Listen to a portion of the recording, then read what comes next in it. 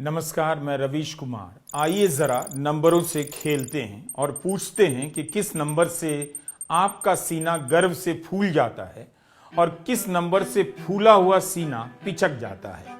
सरकार जोर से कहती है उसने एमबीबीएस की सीटें 1,37,000 कर दी, लेकिन संसद की कमेटी कहती है प्राइवेट मेडिकल की पढ़ाई का खर्चा 1-1 करोड़ तक चला गया है, उससे भी ज्यादा।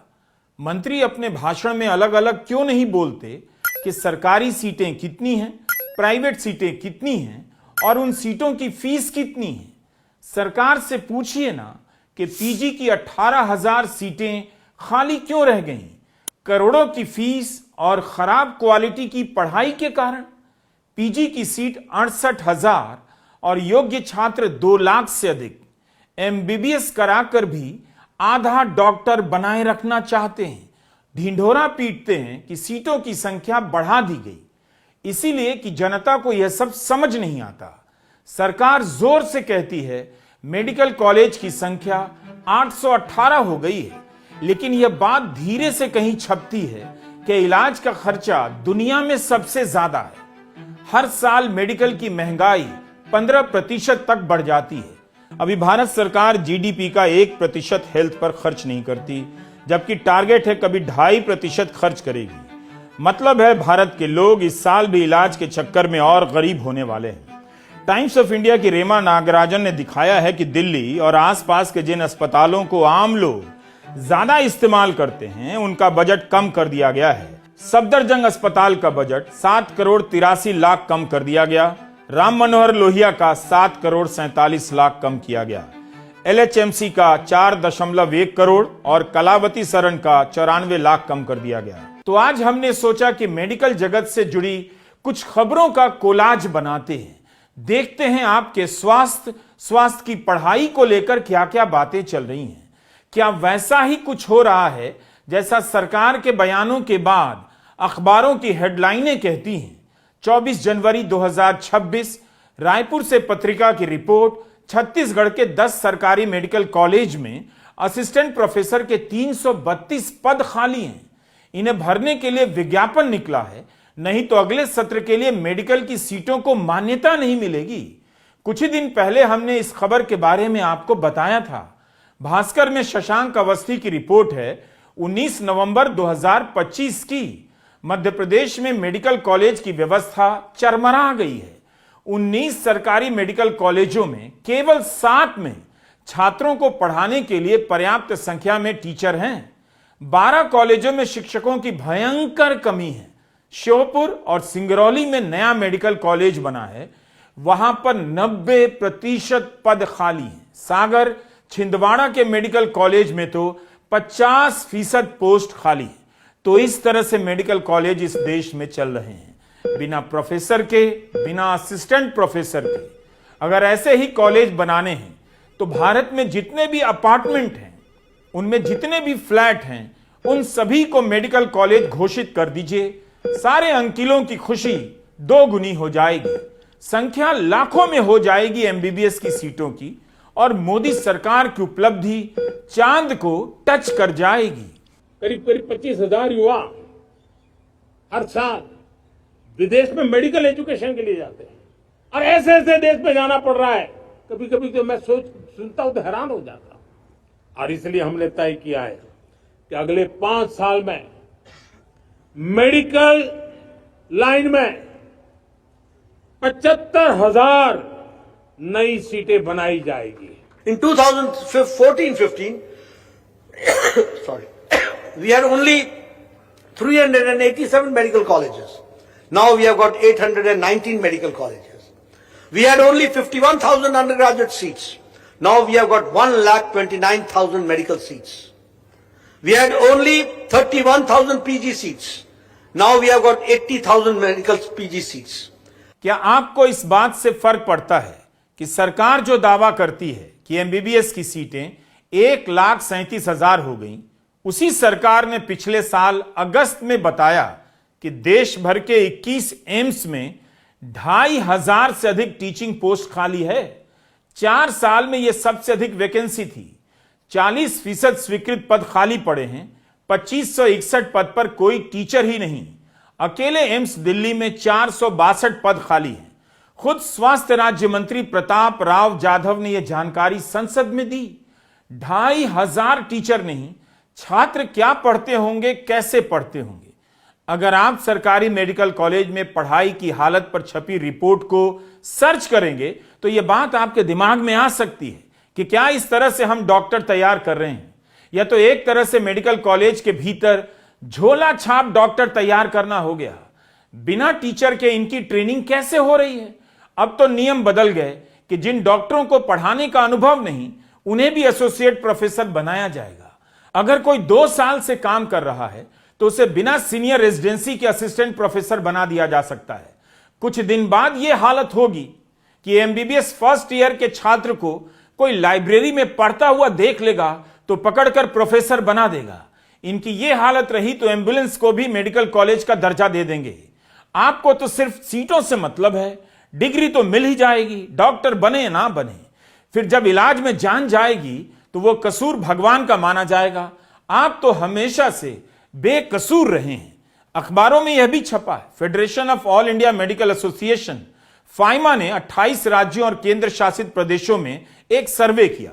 सर्वे सरकारी और प्राइवेट मेडिकल कॉलेजों में पढ़ने वाले 2000 छात्रों से पूछकर किया गया। इनमें से 90% से अधिक छात्र सरकारी कॉलेजों के ही थे। सिर्फ 71% ने कहा उन्हें मरीजों को देखने का पर्याप्त मौका मिलता है, और सिर्फ 54% छात्रों ने कहा नियमित रूप से क्लास लगती है, पढ़ाई होती है। आधे छात्रों को समय पर स्टाइपेंड तक नहीं मिल पाती। 55% छात्रों ने कहा स्टाफ की कमी है। 74% ने माना ओवरवर्क्ड है। स्वास्थ्य मंत्री इसकी बात क्यों नहीं करते? प्रधानमंत्री से आप यह सवाल क्यों नहीं पूछते कि जब डॉक्टर को आप समय पर स्टाइपेंड नहीं दे पा रहे तो फिर कर क्या रहे हैं? कौन डॉक्टर सरकारी अस्पताल में नौकरी करना चाहेगा? 55% छात्रों ने कहा कि नियमित क्लास लगती है। मतलब 45% छात्रों का मानना है नियमित क्लास नहीं होती है। और यह हाल है मेडिकल कॉलेज की पढ़ाई का। बिना टीचर के कॉलेज खोल दिए गए ताकि एडमिशन देकर मां बाप और बच्चों को शांत कर दो, लगे कि सरकार कुछ तो कर रही है, ट्राई कर रही है। तो यह हाल है मेडिकल की पढ़ाई का। जो सरकारी अस्पताल चल रहे हैं, जिसकी पहले से हालत खस्ता है, उसी को मेडिकल कॉलेज बना दो। फिर 12 साल में 157 जिला और रेफरल अस्पतालों को मेडिकल कॉलेज बना भी दिया गया, लेकिन इनमें से 137 ही काम कर रहे हैं। मेडिकल कॉलेज की गिनती में सरकार अपनी तरफ से 323 डेंटल, 942 आयुष संस्थानों को शामिल करती है। कॉलेजों की संख्या 2045 बताती है। आंकड़ा बड़ा बड़ा दिखाई दे, इसलिए आयुष संस्थानों का नाम भी जोड़ दिया जाता है। एक सरकारी अस्पताल में कुछ उपकरण, कुछ फर्नीचर, कुछ कमरे बना दो, मेडिकल कॉलेज बना दो। पिछले साल अप्रैल में संसद में कहा गया कि स्वास्थ्य मंत्रालय एमबीबीएस सीटों को बढ़ाने के लिए मौजूदा सरकारी मेडिकल कॉलेजों का उन्नयन करने के लिए केंद्रीय प्रायोजित योजना संचालित करता है। इस योजना के अंतर्गत सरकारी मेडिकल कॉलेजों में एमबीबीएस सीटों को बढ़ाने के लिए प्रति सीट 1,20,00,000 रुपए की लागत सीमा के साथ सिविल कार्यों, उपकरण और फर्नीचर के लिए सहायता प्रदान की जाती है। घोषणाएं बड़ी बड़ी हो रही हैं और काम छोटा। 10 साल पहले दरभंगा एम्स की घोषणा हुई, अब जाकर इसका मुख्य द्वार बना है, जिसे लेकर सोशल मीडिया में मजाक चल रहा है। होगा ही, जब सरकार हेल्थ पर जीडीपी का 2% भी खर्च नहीं करेगी तो यही सब होगा। धीरे धीरे काम होगा, वर्षों में होता रहेगा। लोग तब तक मरते रहें, क्या फर्क पड़ता है? इस समय जीडीपी का 1.9% हिस्सा हेल्थ पर खर्च होता है। टारगेट था 2.5% करने का। 11 साल लगे इस तरह से कम खर्चे में मेडिकल कॉलेज बनाकर एमबीबीएस की सीटों की संख्या बढ़ाने में। 11 साल में 66,842 सीटें इस तरह से बढ़ी हैं। फिर पूछिए इनमें करोड़ों की फीस वाली प्राइवेट सीटें कितनी हैं? और अब ताली बजाइए कि सरकार अगले 5 साल में 75,000 एमबीबीएस की सीटें बढ़ाने की बात कर रही है। कहीं इस बार डॉक्टरों की प्राइवेट क्लिनिक और उनके छोटे मोटे अस्पतालों को मेडिकल कॉलेज ना बना दे। इसके बाद भी संसद की स्थायी समिति के अनुसार भारत में 10 लाख लोगों पर एमबीबीएस की औसतन सिर्फ 75 सीटें हैं। कर्नाटका, तेलंगाना, तमिलनाडु जैसे राज्यों में यह आंकड़ा 150 के ऊपर है। बिहार आएंगे तो 10 लाख लोगों पर सिर्फ 21 सीटें हैं। जिस बिहार में 20 साल से एक ही व्यक्ति मुख्यमंत्री हैं, वहां पर मेडिकल शिक्षा का यह हाल है। नीति आयोग ने एक अनुमान लगाया है कि सरकारी अस्पतालों में फैकल्टी की सैलरी प्राइवेट वालों की तुलना में 30 से 50% कम है। पैसा कम मिलता है तो डॉक्टर नौकरी छोड़कर प्राइवेट अस्पताल चले जाते हैं। क्या यह बात केवल सैलरी की है? क्या यह बात नहीं है? कई साल से चलती है। सैलरी तो ज्यादा होनी ही चाहिए। जब हजारों करोड़ का घोटाला हो सकता है, लाखों रुपए रोज सरकारी दफ्तरों में घूस के रूप में कमाए जा रहे हैं और बंद नहीं हो रहा, तो आप डॉक्टरों को अच्छी सैलरी क्यों नहीं दे सकते? दे दीजिए। तब फिर ये जो करोड़ों की रैलियां होती हैं वो बंद हो जाएंगी। जनता का पैसा लूटा नहीं जाएगा, इलाज के काम आने लग जाएगा, तो रैलियां कैसे होंगी? मेरी बात तो आपको बुरी लगनी ही चाहिए। इस बात का कोई मतलब है कि मेडिकल कॉलेज की संख्या बढ़ गई, इसके बाद भी आबादी के अनुपात में डॉक्टरों की संख्या कम है। बात संख्या की नहीं, क्वालिटी की भी है, मगर उसकी चिंता क्यों की जाए? मोदी सरकार को विश्वसनीयता की बात करनी चाहिए। कौन सा नया सरकारी अस्पताल जिसकी विश्वसनीयता पिछले 5-10 साल में बढ़ी है? अस्पताल कैसे चलाए जाएं, इसके अब इस देश में कई शानदार उदाहरण हैं। बहुत सारे प्राइवेट अस्पताल जहां सैकड़ों की भीड़ होती है, काफी बेहतर तरीके से मैनेज किए जाते हैं। मैनेजमेंट का यह तरीका और अनुभव केवल प्राइवेट अस्पतालों के लिए रिजर्व तो नहीं है। आप इसी एक आधार पर बताइए कि कौन सा सरकारी अस्पताल मैनेजमेंट के मामले में शानदार हुआ? क्या सरकारी अस्पतालों को आज भी खराब हालत में जानबूझकर रखा जाता है ताकि लोग उकताकर यहां की व्यवस्था से तंग आकर दोबारा आने का नाम ना लें, सीधे प्राइवेट अस्पताल चले जाएं? तो बात केवल सैलरी की नहीं। एक डॉक्टर इसलिए भी प्राइवेट अस्पताल चला जाता है कि डॉक्टर की तरह काम करने का माहौल अब सरकारी अस्पतालों में कम होता जा रहा है। इसके बाद भी बहुत सारे डॉक्टर ऐसे हैं जो कम सैलरी की नौकरी करते हैं, पूरी जिंदगी करोड़ों रुपए कमाने का अवसर छोड़कर मामूली वेतन या सीमित वेतन पर घंटों काम करते हैं। उन्हीं खराब किए जा रहे सरकारी अस्पतालों में ऐसे कमाल के डॉक्टर आपको मिल जाएंगे जो सरकार के लिए नहीं, आपके लिए अपने जीवन का त्याग करते हैं, गरीब लोगों को देखते हैं। आपको ऐसे डॉक्टरों का शुक्रिया अदा करना चाहिए, मगर उनके लिए ही पूछना चाहिए कि सरकार इन डॉक्टरों को अच्छा माहौल क्यों नहीं दे पाती। इस आधार पर मोदी सरकार के स्वास्थ्य मंत्री को कभी आपने सरकारी अस्पतालों का उदाहरण देते देखा है? मेडिकल रिसर्च का भी हाल बुरा है। अमेरिका अपनी जीडीपी का 0.65% हिस्सा हेल्थ के रिसर्च पर खर्च करता है। ब्रिटेन 0.44%। भारत में शायद रिसर्च की जरूरत नहीं, जीडीपी का सिर्फ 0.02% हिस्सा मेडिकल रिसर्च पर खर्च होता है, 0.1% से भी कम। इसलिए कथावाचक धीरेन्द्र शास्त्री अपना रिसर्च लेकर भूतों का इलाज कर रहे हैं, सरकार की तरफ से प्रोत्साहित किए जा रहे हैं ताकि जनता झाड़ फूंक में लगी रहे और उसे यह कभी अकल ही ना आए कि मेडिकल कॉलेज पढ़ाई की बजट की बात समझ आ जाए। हमें पूरा यकीन है कि आपने सरकारी मेडिकल कॉलेजों की हालत के बारे में सोचना बंद कर दिया है, लेकिन ऐसी खबरें जहां तहां छप जाती हैं, बिखरी पड़ी हैं। तो हमने आपके किसी और दिन के लिए सहेज कर एक वीडियो बना दिया। जिस भी नए डॉक्टर से मिलिए उनसे इतना पूछ लीजिए, आप जिस मेडिकल कॉलेज से पढ़कर आए हैं क्या वहां टीचर था?